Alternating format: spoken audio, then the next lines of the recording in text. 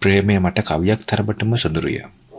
ඒ සොඳුරු කවියේ හැම අස්සක් මුල්ලකම සුවහස් ඉන්නේ ඔබය. ඔබ විතරමය.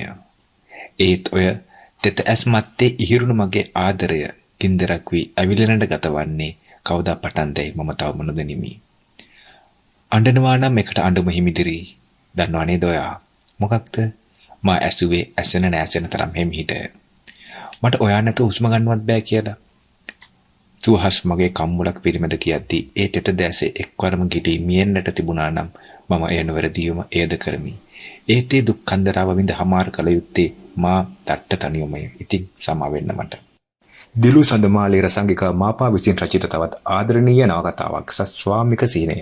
ගා පබ්ලිකේෂන් ආයතනය විසින් තමයි පබ්ලිකේෂන් කටයුතු සිදු කරන්නේ. ඉතින් මේ පොතේ පෙරවදනේ කොටසකුත් මම ඔයාලට උපුටලා දක්වන්නම්. මම ඔබට ඇත්ත කියමි.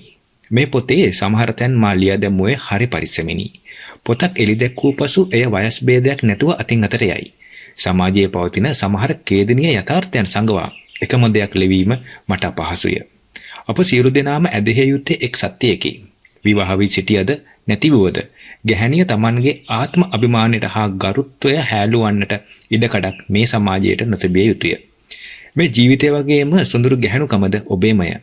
අද ඔබ දියණියක වුවද හෙට ඔබ බිරිඳක් අම්මා කෙනෙකු වී ආපසු හැරී බලද්දී කෙතරම් ආදරණීය වුවද හිමිදිරීමෙන් ජීවිතය පුරා පසුතැවෙන්නට ඉඩක් නොතබන්නට සස්වාමික සිහිනය මා ලියා දැමුවේ මගේ ආදරයත් එක්ක ඉතා සංයමයෙනි.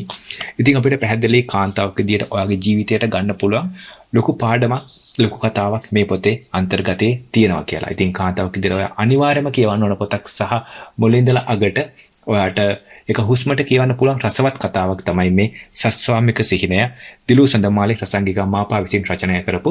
ඉතින් අපෙන් ඕඩර් කරන්න පුළුවන් මේ පොත cash on delivery ඔයාට ගෙදරට මෙවනවා දවස් 2ක් 3ක් ඇතුළත ඔයාට පාර්සල් එක ලබා ගන්න පුළුවන්.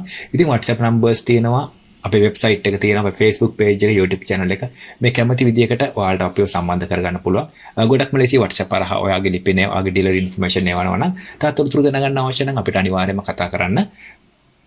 ඉතින් අනිවාර්යයෙන්ම ඕඩර් කරන්න.